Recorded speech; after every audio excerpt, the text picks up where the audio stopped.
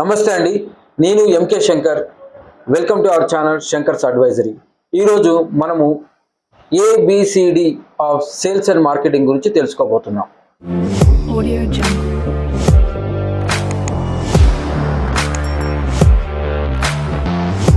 మనము పుట్టుకతోనే ప్రతి ఒక్కరూ సేల్స్ అండ్ మార్కెటింగ్ చేస్తూనే ఉంటారు. ఉదాహరణకు తీసుకుంటే పిల్లవాడు ఏడుపు అనే మార్కెటింగ్ టెక్నిక్తో పాల కోసము ఏడుస్తాడు. అదే స్కూల్కి వెళ్ళే పిల్లలు మంకు పట్టు మారం చేయడం వల్ల సేల్స్ అండ్ మార్కెటింగ్ వాడి వారికి కావాల్సినవి తీర్చుకుంటారు. కాలేజీకి వెళ్ళే పిల్లలు అన్నం తినకుండా, మాట పట్టించుకోకుండా మౌనంగా ఉండడం వలన వారి యొక్క పనులు నెరవేర్చుకుంటారు. మరి సేల్స్ అండ్ మార్కెటింగ్ చేసే వ్యక్తులకు ఏమైనా మార్కెటింగ్ టెక్నిక్ ఉన్నాయా? మంత్రదండం ఉందా? ఎస్, ఉందండి. అదే A B C D of sales and marketing technique. ఇక్కడ ఏ అంటే అటెన్షన్ క్రియేట్ చేయడం, బి అంటే బెనిఫిట్స్ గురించి చెప్పడం, సి అంటే క్లోజ్ చేయడం, డి అంటే డాక్యుమెంటేషన్. వీటి గురించి మనము ఇప్పుడు క్షుణ్ణంగా తెలుసుకుందాం. మనకు ఎంబీఏ చదివేవారు ఎవరికైనా ఈజీగా మార్కెటింగ్ అంటే క్లయింట్ని ఏ విధంగా మోటివేట్ చేయాలంటే వారికి ఈజీగా ఐడియా అనే టెక్నిక్ ద్వారా వారు ప్రోడక్ట్ని కానీ సర్వీస్ని కానీ అమ్ముతారు. ఈ ఐడియా టెక్నిక్లో ఏముంటుందంటే ప్రోడక్ట్ గురించి అయినా కానీ సర్వీస్ గురించి అయినా కానీ ఫస్ట్ అవేర్నెస్ క్రియేట్ చేస్తారు, తర్వాత అట్రాక్ట్ చేస్తారు. ఆ వచ్చిన దానిని వారు ఇంట్రెస్ట్ క్రియేట్ చేసి వారి యొక్క ప్రోడక్ట్ని కొనేలాగా డిజైర్తో చేసి చివరిగా యాక్షన్ అనే ప్లాన్తో సేల్ను క్లోజ్ చేస్తారు. మరి ఈ యొక్క టెక్నిక్లో మనము ఏ విధంగా వాడాలి అనేది ఇప్పుడు ఇంకా మనం క్షుణ్ణంగా తెలుసుకుందాం. మనము వాడబోయే టెక్నిక్ మొదటిది అట్రాక్షన్ అన్నాను కదా. అట్రాక్ట్ ఎలా చేయాలంటే నీ యొక్క డ్రెస్ కోడ్ ద్వారా, నీ యొక్క మాటల ద్వారా, నీ యొక్క ప్రజెంటేషన్ ద్వారా, నీ యొక్క ప్రోడక్ట్ ద్వారా క్లయింట్ని నువ్వు అట్రాక్ట్ చేయాలి. సేల్స్ మ్యాన్ జోబులో డబ్బు లేకపోయినా పర్వాలేదు, కానీ ఎప్పుడు విజిటింగ్ కార్డు మాత్రం ఉండాలి. ఈ యొక్క విజిటింగ్ కార్డు నీ యొక్క పనిని సులభతరం చేస్తుంది. నీ యొక్క విజిటింగ్ కార్డు వారిని అట్రాక్ట్ చేయగలిగితే నీ యొక్క సేల్ ఈజీగా అయిపోతుంది. తర్వాత మనము ఇన్ఫర్మేషన్ ద్వారా వారిలో ఇంట్రెస్ట్ కలిగించాలి. మరి వారిలో ఇంట్రెస్ట్ కలిగించాలంటే పిఎంఎఫ్ అనే ఒక టెక్నిక్ కూడా ఇక్కడ ఉంది.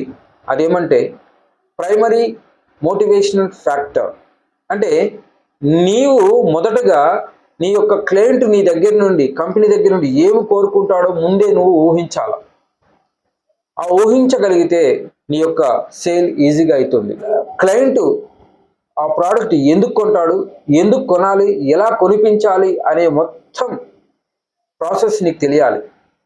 ఇది అటెన్షన్లో భాగంగా మనము తెలుసుకోవాల్సిన విషయాలు. మరియు సెకండ్, బెనిఫిట్స్. చాలామంది మార్కెటింగ్ ఎగ్జిక్యూటివ్స్ ఒక ప్రోడక్ట్ యొక్క ఫీచర్స్ చెప్తారు, అడ్వాంటేజెస్ చెప్తారు, కానీ బెనిఫిట్స్ చెప్పడంలో విఫలమవుతారు. ఎవరైతే బెనిఫిట్ చెప్పడంలో విఫలమవుతారో ఆ ప్రోడక్ట్ సేల్ కాదు. ఒక విషయం గుర్తుపెట్టుకోండి, మనం ఒక ఫోన్ కొన్నాము, ఆ ఫోన్ యొక్క ఫీచర్స్తో నాకేం పని, అది అడ్వాంటేజ్ ఇస్తుంది ఏం పని, కానీ ఆ ఫోన్ని నేను ఏ విధంగా వాడుకొని నా యొక్క బిజినెస్ని కానీ నన్ను నేను డెవలప్మెంట్ చేసుకోగలను అనే ఒక విషయాన్ని సేల్స్ మ్యాన్ నాకు చెప్పగలిగితే నేను తప్పకుండా ఆ యొక్క ప్రోడక్ట్ని కంపల్సరీగా కొనుక్కుంటాను. చూసారా, మనము క్లయింట్కి చెప్పవలసింది బెనిఫిట్స్. ఆ బెనిఫిట్స్ చెప్పడంలో నీవు విఫలమైతే ఆ సేల్ కాదు. మూడవది క్లోజ్. మనము ఎంత గొప్పగా ప్రజెంటేషన్ ఇచ్చినా, ప్రాస్పెక్టింగ్ చేసిన ప్రోడక్ట్ ఉన్న మీరు కానీ క్లోజ్ అనే ఒక దశను దాటకపోతే మీరు చేసిన శ్రమ అంతా బూడిదలో పోసిన పన్నీరే కదా. ఆ యొక్క క్లోజ్ చేసేటప్పుడు మీరు ముందుగానే అతడు క్వాలిఫైడ్ అండ్ నాట్ క్వాలిఫైడ్ అని కూడా మీరు గమనించాలి. ముఖ్యంగా ఇక్కడ మీకు మ్యాన్ అనే టెక్నిక్ ఒకటి ఉంటుంది. మ్యాన్ అంటే ఎం ఫర్ మనీ, అతని దగ్గర డబ్బు ఉండాలి. ఏ అతడికి అథెంటికేషన్ ఉండాలి. మా భార్యను అడిగి చెప్తాను, మా బామ్మర్దిని అడిగి చెప్తాను, నా పిల్లల్ని అడిగి చెప్తాను అనే వ్యక్తితో మీరు సేల్ క్లోజ్ చేయలేరు. నెక్స్ట్ ఎన్ ఫర్ నీడ్, అతనికి అవసరం లేకపోతే మీరెన్ని మాటలు చెప్పినా అతడు కొనడు. సో క్లోజింగ్ చేసేటప్పుడు వీటితో పాటు అతని దగ్గర ఫోటో ఉందా, పాన్ కార్డు ఉందా, ఆధార్ కార్డు ఉందా, చెక్ ఉందా, ఇవి కూడా చూసుకోండి. వీటిలో ఏది లేకపోయినా క్లోజ్ అనేది జరగదు. ముందే మాటల రూపంలో అతని దగ్గర నుండి మీరు మొత్తం కలెక్ట్ చేసుకుంటూ ఉండాలి. సార్ పాన్ కార్డ్ చూపించండి, ఆధార్ కార్డ్ చూపించండి అని ఇలా తీసుకుంటూ ఉండాలి. మొత్తం జమ చేసుకోవాలి, లాస్ట్కు క్లోజ్ చేయాలి. క్లోజ్ అయిన వెంటనే మీరు అక్కడ ఉండకండి. చెక్ తీసుకొని డైరెక్ట్గా ఆఫీస్కి వచ్చి ఆ యొక్క సేల్ ప్రాసెస్ని క్లోజ్ చేయండి. ఇక్కడతో క్లోజింగ్ అయిపోతుంది. తర్వాత చివరిది డి, డాక్యుమెంటేషన్. చాలామంది డాక్యుమెంటేషన్ దగ్గర అంత సీరియస్గా తీసుకోరు. ఫామ్ ఫిలప్ చేసినప్పుడు చాలా జాగ్రత్త తీసుకోరు. ఒకవేళ కస్టమర్ యొక్క పేరు తప్పొచ్చినా, డేట్ ఆఫ్ బర్త్ తప్పొచ్చినా, అడ్రస్ తప్పొచ్చినా అతను చాలా నొచ్చుకుంటాడు. దీని ద్వారా ఏమవుతుందంటే నీకు ఫ్యూచర్ వచ్చే బిజినెస్ కూడా రాకుండా పోతుంది.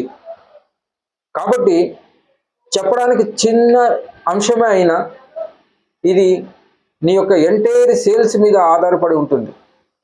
మేబీ ఆయన కోపం వచ్చి కూలింగ్ పీరియడ్ పాలసీ కానీ సేల్ కానీ క్లోజ్ చేయవచ్చు. తద్వారా నువ్వు పడ్డ కష్టం అంతా వేస్ట్ అవుతుంది. ఇప్పుడు నేను చెప్పిన ఈ యొక్క 4 అంశాలు, ఒకటి ఏ అంటే అవేర్నెస్, బి అంటే బెనిఫిట్స్, సి అంటే క్లోజింగ్, డి అంటే డాక్యుమెంటేషన్. ఈ 4టిని నీ మైండ్లో పెట్టుకో, ఆటోమేటిక్గా సేల్స్ అవుతాయి. అంతేకాకుండా ఒక మహానుభావుడు ఏమన్నాడంటే, sale like a great sales man and serve like A mad man. దీని అర్థమైందంటే ఒక గొప్ప సేల్స్ వ్యక్తిలాగా పాలసీ కానీ ప్రోడక్ట్ కానీ అమ్ము, కానీ ఒక పిచ్చి వాళ్ళగా కస్టమర్కి సర్వీస్ చేయి. నీవు ఉన్నంత కాలము ఈ యొక్క సేల్స్లో రాణిస్తావు. సేల్స్లో రాణిస్తావంటే ఆటోమేటిక్గా నీ జీవితంలో ఉన్న స్థాయిని ఉన్న స్థాయికి ఎదుగుతావు. నువ్వు 10 మందికి మార్గదర్శి అవుతావు. సేల్స్లో ఉన్నంత బెనిఫిట్స్ ఎక్కడ లేదని నీకు తెలుసు. సో ఇది కంటిన్యూ చేయాలంటే నువ్వు ఈ ABCD ఆఫ్ సేల్స్ అండ్ మార్కెటింగ్ని పైన కొంత ధ్యాస పెట్టి నీ యొక్క జీవితాన్ని మలుచుకొని ముందుకు వెళ్ళమని. వ్యక్తిగత అభివృద్ధి దేశాభివృద్ధి. Thank you for watching this video.